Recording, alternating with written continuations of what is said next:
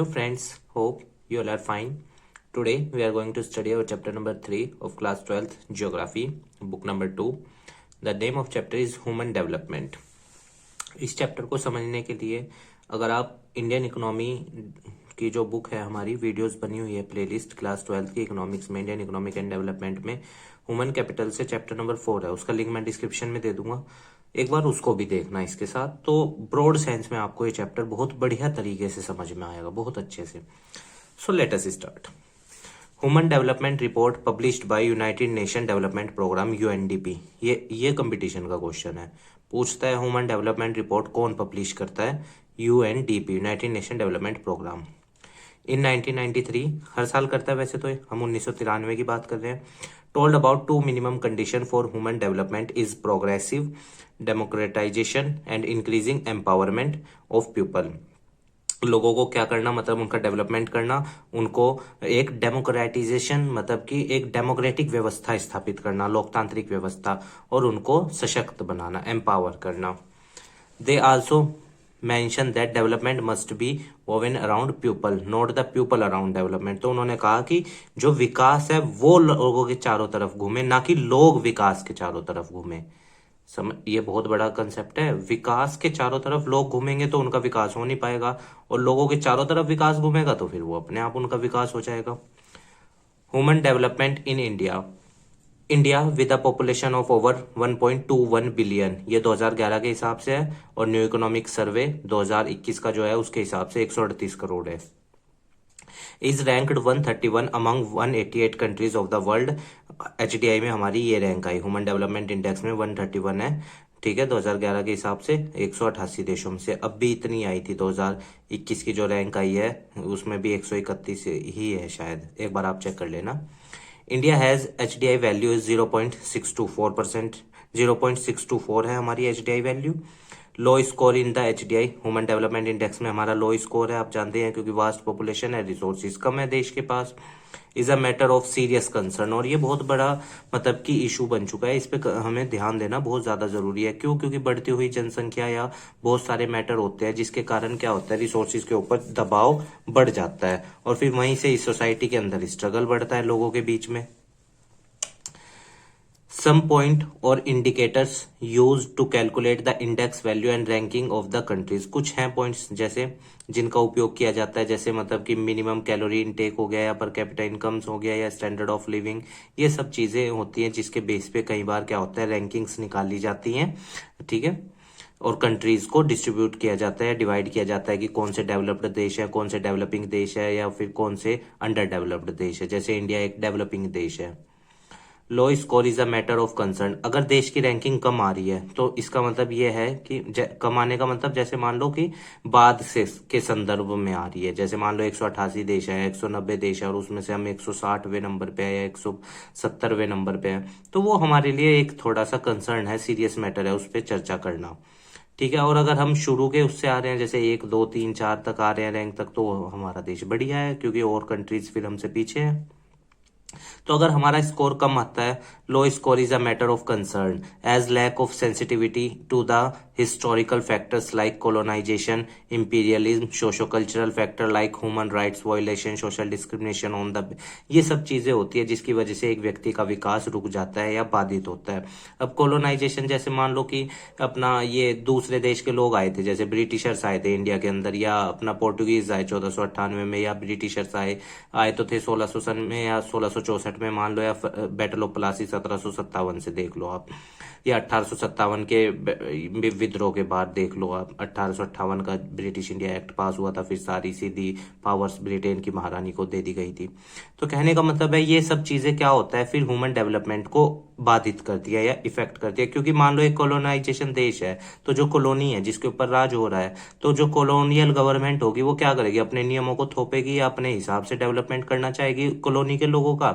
तो कॉलोनी के लोगों का ह्यूमन डेवलपमेंट उस वे में नहीं होगा जिस वे में होना चाहिए। इंपीरियलिज्म भी आ जाता है इसमें, राजशाही या सोशो कल्चरल फैक्टर भी हो जाते हैं कई बार, जिससे व्यक्ति का विकास रुक जाता है। सोशल डिस्क्रिमिनेशन, समाज में भेदभाव कास्ट, रेस, जेंडर या प्लेस ऑफ बर्थ के नाम पे। हालांकि आर्टिकल 15 इंडियन कॉन्स्टिट्यूशन का इस चीज को बैन करता है। या अनटचेबिलिटी के नाम पे भी तो डिस्क्रिमिनेशन किया जाता था, अब उसे भी बैन किया जाता है इंडिया के अंदर, आर्टिकल 17 आप जानते हैं। तो ये सब चीजें हैं जिससे ह्यूमन डेवलपमेंट बाधित होता है। हालांकि गवर्नमेंट इसमें अपना कंट्रीब्यूशन देती है कि जिससे वो क्या कर सके, इसे रोक सके और ह्यूमन डेवलपमेंट को एक हार्मोनाइज वे में समाज के हर वर्ग का विकास इक्वल वे में किया जा सके। तो ऑन द बेसिस ऑफ, तो ये देखो इस बेसिस पे डिस्क्रिमिनेशन होता है। रेस, कलर के नाम पे भी, जैसे साउथ अफ्रीका में थी काले और गोरों का। हालांकि इंडियन कॉन्स्टिट्यूशन में आर्टिकल 15 इसे खत्म करता है, कलर के आधार पे किसी के साथ भेदभाव नहीं किया जा सकता। Gender, caste, religion, social problems, ये like crimes, terrorism, war form of, ठीक है, ये सब चीजें हैं जिससे एक व्यक्ति का विकास या समाज का विकास रुकता है। are some factors which are crucial in determining the natures of human development especially for India। और इंडिया जैसे देश में थोड़े से ज्यादा एक्टिव है, क्योंकि यहाँ पे आप जानते हैं डाइवर्सिटीज बहुत ज्यादा है, पर फिर भी वी आर इंटीग्रेट, हम सब एक साथ हैं। पर कई बार एक व्यक्ति का विकास या एक सोसाइटी के पर्टिकुलर सेक्शन का विकास रह जाता है, पर गवर्नमेंट उस पर ध्यान देती है और उसको आगे मतलब कि हार्मोनाइज वे में सबका विकास हो उसके लिए काम करती है। These aspects have special importance in cases of India and many other developing countries। आपको ये सब चीजें, चाहे पाकिस्तान है, ईरान है, इराक है, अफगानिस्तान है, श्रीलंका है, नेपाल है, बांग्लादेश है, या जो भी डेवलपिंग देश है, साउथ अफ्रीकन जो कंट्रीज हैं, उनमें आपको ये सब समस्याएं अधिकतर वे में दिखाई दे जाएंगी और इसकी वजह से लोगों का विकास रुकता है। अब एक डाटा है कि 270 मिलियन लोग यानी 27 करोड़ लोग तो हमारे इंडिया के अंदर पुअर हैं। इंडियन इकोनॉमिक डेवलपमेंट की बुक में मेंशन है, संदीप गर्ग के द्वारा लिखी गई है उसमें। तो ये देखो ये कितना बड़ा डाटा है। तो ये इन लोगों का विकास कैसे होगा? या हमारे पास 77.7% लिटरेट लोग हैं, बाकी 22.3% तो इलिटरेट है हमारे यहाँ, उनका तो डेवलपमेंट रुक गया ना। हालांकि गवर्नमेंट इसमें प्रमोशन के लिए करती हुई है, जैसे स्किल इंडिया जैसे प्रोग्राम, या फिर आप देख लो और भी बहुत सारे प्रोग्राम हैं गवर्नमेंट्स के, ठीक है ना, जिससे गवर्नमेंट ह्यूमन डेवलपमेंट को बढ़ावा देती है। पर इसको बहुत बड़े स्केल पे प्रमोट करने की जरूरत है, फंड्स को पंप करने की जरूरत है। तो using the indicators of UNDP के इंडिकेटर्स को यूज करते हुए the planning commission of India, planning commission की थोड़ी सी जानकारी दे दूं। 1950 में बना था, याद रखना, और इसका जो भी चेयरमैन होता है वो इंडिया के प्राइम मिनिस्टर होते हैं। तो पहले कौन थे? पंडित जवाहरलाल नेहरू जी थे, और 2015 में इसका नाम बदलकर नीति आयोग कर दिया गया था। बेसिकली ये गवर्नमेंट का थिंक टैंक के रूप में काम करता है, ठीक है। तो ये थोड़ी सी प्लानिंग कमीशन की थी, इसको याद रखना। Also prepared the human Development report, ये भी इंडिया के लिए बनाता है, स्टेट्स के लिए और यूनियन टेरिटरीज के लिए ये भी ह्यूमन डेवलपमेंट रिपोर्ट बनाता है। The final HDI human development index by the planning commission of India has considered by 3 factor as economic, आर्थिक, सोशल, सामाजिक एम्पावरमेंट एंड हेल्थ। तो अगर हम इंडिया की रैंकिंग को कंपेयर करें तो इंडिया आप जानते ही हैं, अभी मैंने आपको बताया था 131 रैंक है, ठीक है। और हमारे से नॉर्वे की पहली है, जर्मनी 4th पे है, यूएसए अपना 10th पे है, यूके 16 पे, रशिया फेडरेशन 49 पे है, मलेशिया 59। इवन अब ये देख लो, ये थोड़ा सा यहाँ पे कॉन्ट्राडिक्शन आ जाता है, या थोड़ा सा हमें और ज्यादा इंप्रूवमेंट की जरूरत है। श्रीलंका की रैंकिंग क्या है? 73 है, यह आपकी बुक का डाटा है, और इंडिया 131 पे। हालांकि वो छोटा देश है, अब आप कहेंगे कि वहां तो पॉपुलेशन भी कम है, पर वहां पे संसाधन भी तो कम है, इंडिया के पास तो संसाधन ज्यादा है। तो कहने का मतलब यह है कि हमें जरूरत है कि हम और अच्छे से विकास करें ताकि हम इन रैंकिंग्स में ऊपर जा सके, ठीक है ना। और उससे क्या होगा? उससे हमारे देश के लोगों का भी विकास होगा और देश तरक्की भी करेगा। तो ये चीज, हालांकि बांग्लादेश इसमें हमारे से नीचे है और पाकिस्तान भी हमारे से इसमें नीचे है। बुक में ये डाटा आपका मेंशन है, टेबल 3.1, आप वहां से इसको देख लीजिएगा। Indicators of economic attainments, rich resources base should be assessed by people for the human development. तो जो संसाधन हमारे पास हैं अवेलेबल, उनका सही से उपयोग करके हम क्या कर सकते हैं? ह्यूमन डेवलपमेंट के कंसेप्ट को आगे प्रमोट कर सकते हैं। Gross national product and its per capita are measure to know the resources are used in any country. हम जैसे मान लो कि देश के अंदर संसाधन है, मान लो 100 किलो संसाधन है, तो उसको टोटल पॉपुलेशन से डिवाइड कर दें तो पर कैपिटा रिसोर्सेज निकल के आ जाएगा। पर कैपिटा का मतलब अगर आसान भाषा में समझेंगे तो एवरेज को बोलते हैं। Over the years the per capita income and consumption expenditure in India has increase. लोगों की पर कैपिटा इनकम भी बढ़ी है और उनके खर्चे भी बढ़े हैं। As a result poverty line के जो below the poverty line population थी हमारी वो क्या हुई है, कम हुई है गरीबी रेखा के मामले में। The person below the poverty line in 2011-12 estimated थे 25.7%, रूरल एरियाज में, अर्बन में 13.7%, ठीक है, अर्बन एरियाज में, and 21.9% for the country as a whole. अब ये 2011 में 121 करोड़ का आप 22% मान लो इसको पूरा एक रफली, तो 121 करोड़ का 22% निकाल लोगे तो आपको बिलो पॉवर्टी लाइन पॉपुलेशन पता लग जाएगी कितनी है। Chhattisgarh, Manipur, Assam, Jharkhand, Arunachal Pradesh, Bihar, Madhya Pradesh, Odisha, Dadra and Nagar Haveli which have recorded more than 30% of their population. इन राज्यों में 30% से ज्यादा पॉपुलेशन के यहाँ पे है बिलो पॉवर्टी लाइन से नीचे है। और वहीं पे अगर हम बात करें गुजरात, हरियाणा, जम्मू एंड कश्मीर, महाराष्ट्र, मेघालय, नागालैंड, राजस्थान, तमिलनाडु, त्रिपुरा, उत्तराखंड, यूके का मतलब Uttarakhand, and West Bengal have recorded between 10 to 20% population यहाँ की बिलो पॉवर्टी लाइन है, और यहाँ इन राज्यों की ज्यादा है।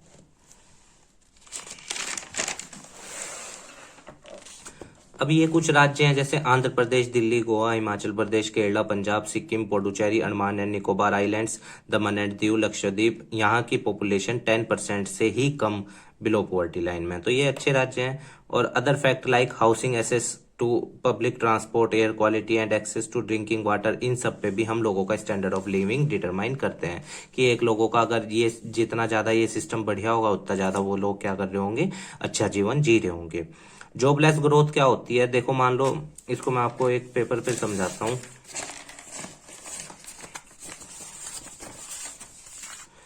मान लो जैसे ये है, ये एक कंपनी है, तो इसने इस साल 100 किलो प्रोडक्ट बनाया और 2 लोगों को रोजगार मिला। अगले साल इसने 200 किलो प्रोडक्ट बनाया, ठीक है, पर रोजगार उतने ही लोग थे, तो इसको बोलते हैं जॉबलेस ग्रोथ। की ग्रोथ तो हुई, देखो 100 से 200 हो गए ना, पर जॉबलेस, जॉब में कोई ग्रोथ नहीं हुई। तो जब देश का आउटपुट तो बढ़े पर जॉब्स ना बढ़े उसको बोलते हैं jobless growth. Jobless growth and unemployment are some of the important reason of higher incidence of poverty. Jobless growth भी और बेरोजगारी ये दोनों कारण हैं जिससे मतलब कि इंडिया के अंदर पुअर्टी प्रिवेल करती है बहुत बड़े स्केल पे। Indicators of healthy life, life free from illness, अगर एक व्यक्ति बीमार नहीं है, and ailment and living a reasonably long life, और एक अच्छा जीवन जी रहा है, तो उसके जीवन को हम क्या कहते हैं, हेल्दी लाइफ बोलते हैं। अगर उसको कोई बीमारी नहीं है, कोई टेंशन्स नहीं है, कोई प्रॉब्लम्स नहीं है। Availability of pre and post natal health care, अगर मतलब उसको कोई प्रॉब्लम होने वाली है या हो चुकी है, या मतलब कि हम एक सुविधा प्रोवाइड करा दें, ठीक है, जिससे क्या हो सके मतलब कि बेसिक जो प्रॉब्लम्स लोगों को फेस करनी पड़ती हैं या जो उनको सर्वाइवल में दिक्कत आती हैं वो क्या हो सके, सोल्व आउट हो सके। तो availability of pre and post natal health care facilities, इससे क्या हो सकता है, बच्चा पैदा होने से पहले और बच्चा पैदा होने के बाद की अगर मेडिकल फैसिलिटीज बढ़िया हो देश में तो इन्फेंट मोर्टिलिटी रेट घट सकता है। हालांकि इसमें इंडिया ने बहुत बढ़िया तरक्की करी है। हमारा इन्फेंट मोर्टिलिटी रेट जिस दिन देश आजाद हुआ था 1947 में 218 था, पर आज सिर्फ कितना है, 28 है। तो ये हमारे लिए बहुत बढ़िया चीज है, हमने इसमें इन्फेंट हेल्थ सेक्टर में ग्रोथ करी है। और बर्डन और उसकी फंड्स की जरूरत है, मैं मानता हूँ, पर धीरे धीरे ही चीजें देखो आगे बढ़ती हैं। तो इन्फेंट मोर्टिलिटी रेट क्या होता है, जिसमें बच्चे पैदा हुए 1 साल का होने से पहले जिनकी मृत्यु हो जाती है। ये डाटा 1000 पे निकलता है, ये याद रखना, 1000 बच्चों में से कितनों की मृत्यु हो जाती है। इन्फेंट मोर्टिलिटी रेट रिड्यूस, तो ये घटा है इंडिया के अंदर और ये अच्छी बात है देश के लिए। Reduce infant mortality and post delivery death among mothers, ये और मदर्स भी कई बार डेथ हो जाती थी ना बच्चों को जन्म देते वक्त, वो डाटा 1 लाख पे निकलता है, ये भी याद रखना। Old age health care, adequate nutrition and safety of individual, हालांकि इस पे जो हमारे करंट स्पीकर हैं लोकसभा के, उन्होंने एक स्कीम चलाई थी सुपोषित माह अभियान, तो देखो कितनी अच्छी योजना है ये।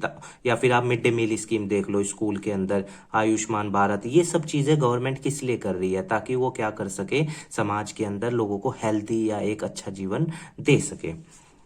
आयुष्मान भारत में जैसे आप आयुष्मान योजना के अंदर जैसे आप जानते हैं 5 लाख तक का इंश्योरेंस था पुअर सेक्शन ऑफ सोसाइटी के लिए, मेडिकल फैसिलिटीज के लिए, तो देखो कितनी अच्छी योजना है गवर्नमेंट की।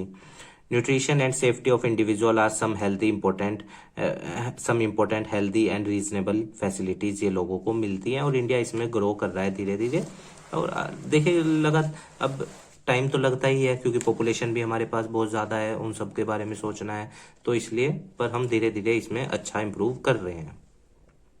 डेथ रेट डिक्रीज हुआ है हमारे यहाँ इन इंडिया फ्रॉम 25.1% 1951 में था, अब कितना रह गया 2015 में 6.5% 2015 का था डेथ रेट, ये भी पर 1000 पे है।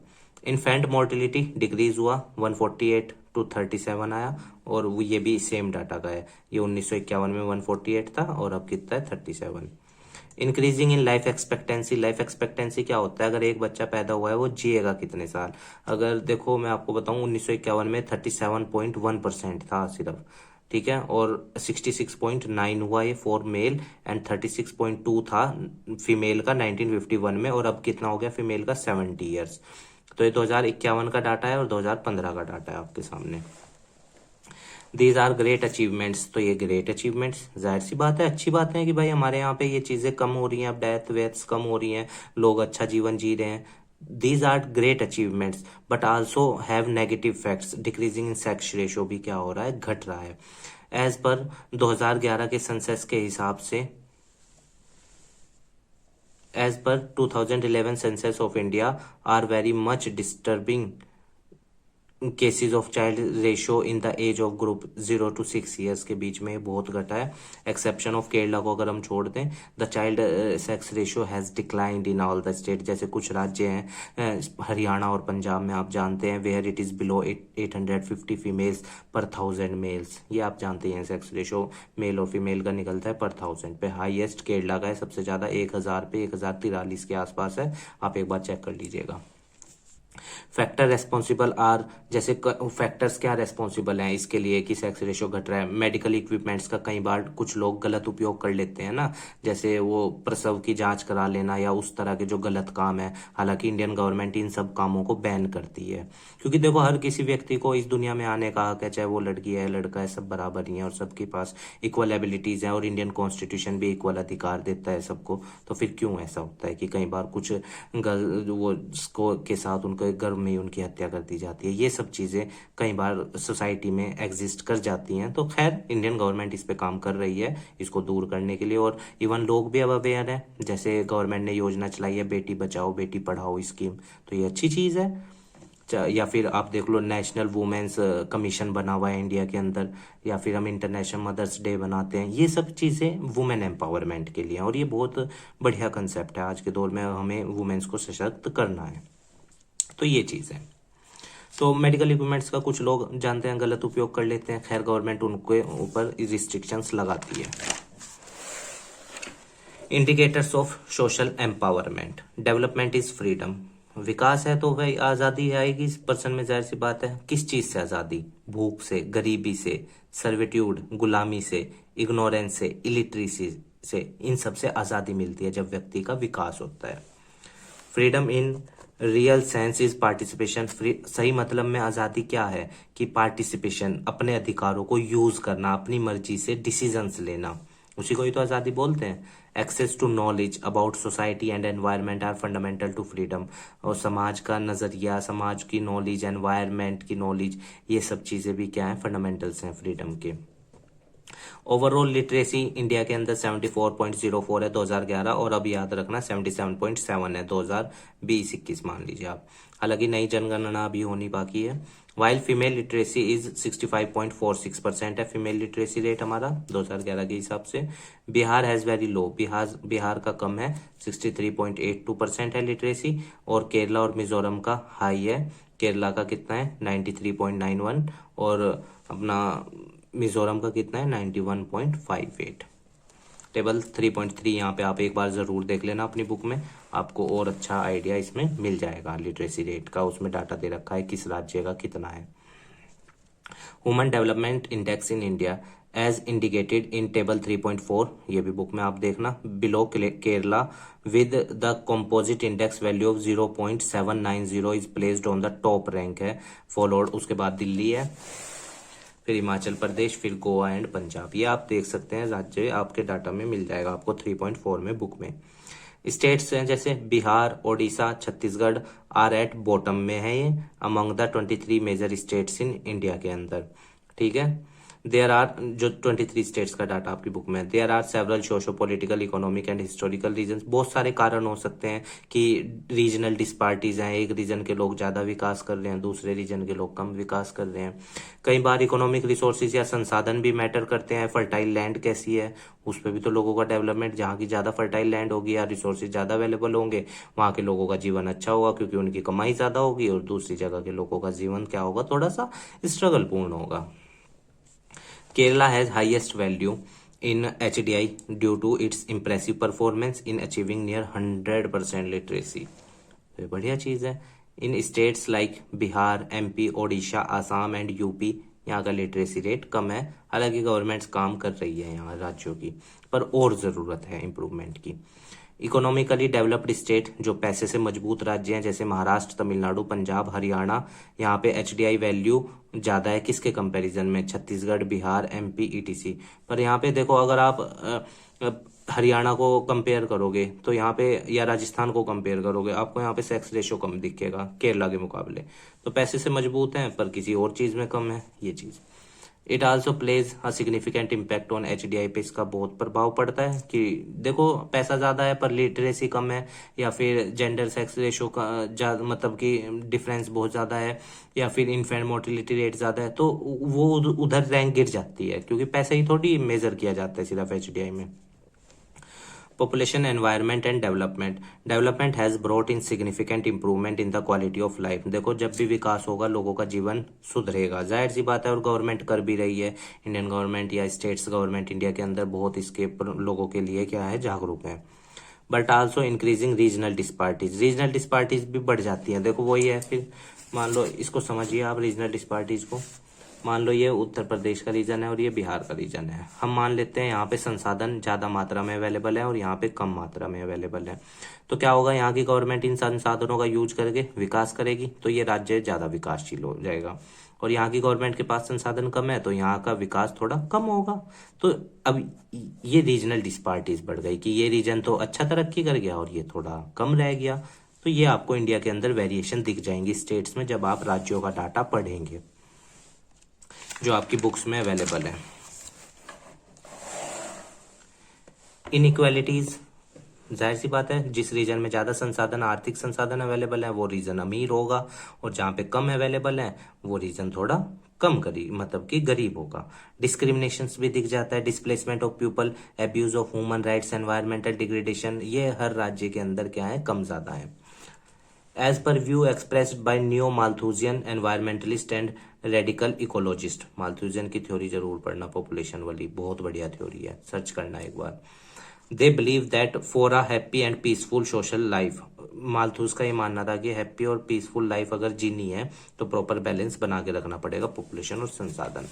अब इसको समझिए, मान लो पॉपुलेशन तो बढ़ रही है, बहुत तेजी से बढ़ती जा रही है, पर आप एक बात बताइए, प्रकृति के पास तो संसाधन लिमिटेड है ना, और प्रकृति के ऊपर दबाव क्या होता जा रहा है, बढ़ता जा रहा है, तो फिर प्रकृति भी कहाँ तक सस्टेन करेगी। तो माल्थुस कहते हैं कि भाई जितने लोग बढ़ रहे हैं उसी हिसाब से रिसोर्सेज भी बैलेंस वे में बढ़ेंगे तो सब कुछ बढ़िया चलेगा, और अगर प्रकृति के ऊपर दबाव बढ़ेगा तो फिर इम्बैलेंस हो जाएंगी चीजें। आज आप देख लो एयर पोल्यूशन की देख लो, या फिर फ्लड्स आते हैं, या फिर डिसबैलेंसमेंट हुआ पड़ा है, वो किस लिए है, क्योंकि ह्यूमन ने प्रकृति का एक्सेस यूज किया है। तो कहने का मतलब माल्थुस क्या कहते हैं कि भाई जिस हिसाब से जनसंख्या बढ़ रही है उसी हिसाब से रिसोर्सेज भी बढ़े। आप माल्थुसियन की ये थ्योरी जरूर पढ़ना, पॉपुलेशन ग्रोथ वाली, बहुत इंपॉर्टेंट थ्योरी है, आपको बहुत अच्छा, ये सोशियोलॉजी में है 12th क्लास में, तो आप इसको देख लेना एक बार, बढ़िया रहेगा, नॉलेज बढ़ेगा। देखो according to him gap between the resources and population बहुत बढ़ता जा रहा है 18वीं शताब्दी के बाद से, और आप अपने चारों तरफ देख सकते हैं रेट क्यों बढ़ते हैं चीज़ों के, क्योंकि देखो मान लो, अब मैं आपको आज इन्फ्लेशन भी बता ही देता हूँ, इन्फ्लेशन क्यों होता है देश के अंदर, चीज़ों के रेट क्यों बढ़ते हैं। मान लो ये 2 व्यक्ति हैं, ठीक है, अब 3 भी आ गए, पर प्रकृति से तो इतना ही रिसोर्स निकल रहा ना, तो अब क्या होगा, पहले रेट 10 था, ये कहेगा मेरे पास 12 है, वो कहेगा मेरे पास 14 है, तो वो कहेगा मेरे पास 16 है, तो अब इसका रेट क्या हो जाएगा, 16 वाले को मिल जाएगा, बाकी ये 2 रह जाएंगे। तो ये चीज होती है, रेट इसीलिए तो बढ़ते हैं क्योंकि यूजर्स बढ़ते हैं और रिसोर्सेज उतने ही अवेलेबल है। अब पेट्रोल के रेट ही मान लो क्यों बढ़ रहे हैं, क्योंकि उसके यूजर्स बढ़ते जा रहे हैं। तो अब यूजर्स बढ़ेंगे पर पेट्रोल तो लिमिटेड रिसोर्स है। ये इकोनॉमिक्स का कंसेप्ट समझा रहा हूं मैं आपको। लिमिटेड रिसोर्स है तो रेट क्या होगा, फिर बढ़ेगा। तो गवर्नमेंट्स को लोग ब्लेम करते हैं कि, पर एक जरा सा इकोनॉमिकल वे में भी सोचें भाई, पेट्रोल तो लिमिटेड है धरती के अंदर, यूजर बढ़ते जा रहे हैं, लोग नई नई गाड़ियां खरीद रहे हैं क्योंकि काम ही इतने हो गए हैं, आज सब पे पैसे हैं।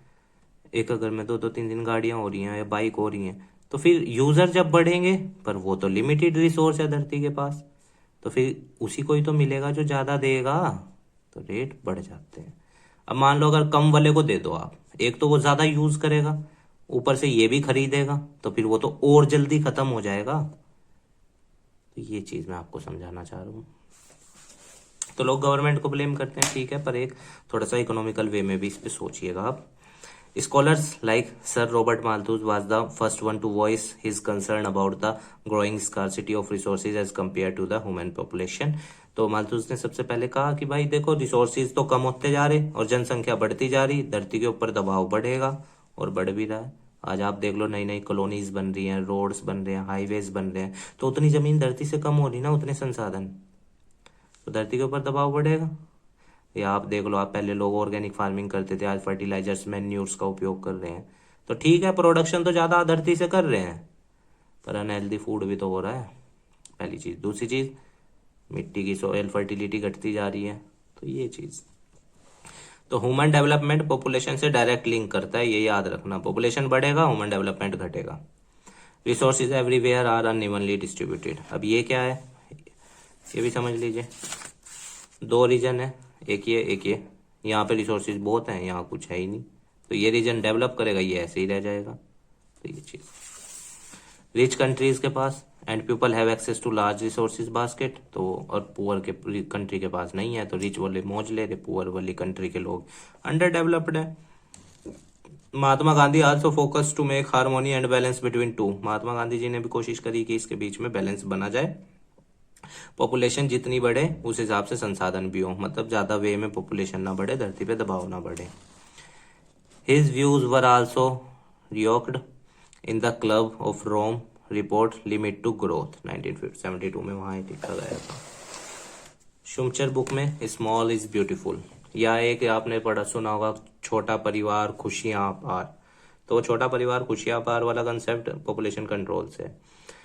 अच्छा, मुझे चाइना इस बात में ठीक लगता है फिर भी। जैसे अब तो उन्होंने सिंगल चाइल्ड पॉलिसी थी वहां, वो त्याग दी, अब 2 चाइल्ड पॉलिसी है वहां पे। ठीक है, पॉपुलेशन और तेजी से बढ़ेगी, धरती के ऊपर दबाव बढ़ेगा, पर हालांकि इंडिया के अंदर right to life and personal liberty है, फ्रीडम है आर्टिकल 21 के तहत। चलिए इस पर बात नहीं करते, छोड़िए। तो ये सब कमीशन रिपोर्ट्स हैं। एजेंडा 21 रियो दी कॉन्फ्रेंस में एनवायरनमेंट के लिए चीज़ें चलती हैं, या हम अपना 5 जून को जो बनाते हैं, 21 जून, ये सब प्रोग्राम्स जो गवर्नमेंट करती है एनवायरनमेंट से रिलेटेड या रिसोर्सेज के सेव से रिलेटेड, तो गवर्नमेंट्स को भी समझना है और यहाँ पे लोगों को भी समझना है कि अच्छा, हालांकि गवर्नमेंट तो इसमें एनवायरनमेंट प्रोटेक्शन एक्ट 1986 बना रखा है, वो भी बढ़िया चीज़ है, गवर्नमेंट कर रही है इसके लिए कोशिश। देखो, ह्यूमन डेवलपमेंट याद रखना पॉपुलेशन के अराउंड ही घूमता है, क्योंकि प्रकृति के पास संसाधन लिमिटेड है, और जैसे जैसे लोग बढ़ेंगे तो प्रकृति के रिसोर्सेज का उपयोग बढ़ेगा, उसी तरह ह्यूमन डेवलपमेंट घटता चला जाएगा, क्योंकि वहां पे स्ट्रगल बढ़ जाएगा ना, किसको मिलना है, किसको मिलना है। तो ठीक है स्टूडेंट, उम्मीद है आपको चैप्टर समझ में आया होगा। हमारे काम को सपोर्ट करने के लिए वीडियो को लाइक कीजिएगा, अपने दोस्तों के साथ शेयर कीजिएगा, हमारे चैनल को सब्सक्राइब कर दीजिएगा। और देखिए, कोई भी ऐसा पॉइंट जिससे आपकी कोई भावना हर्ट हुई है तो हम आपसे क्षमा मांगते हैं, हमारी कोई इंटेंशन नहीं है आपकी किसी भावना को हर्ट करने की।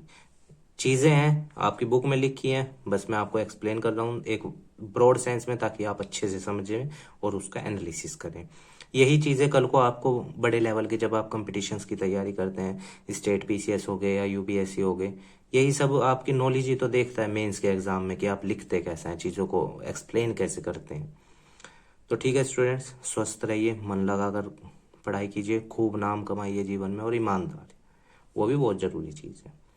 बाकी चैनल को भी सपोर्ट कर देना, अपने दोस्तों के साथ वीडियोस को शेयर कर देना। ठीक है स्टूडेंट्स, धन्यवाद।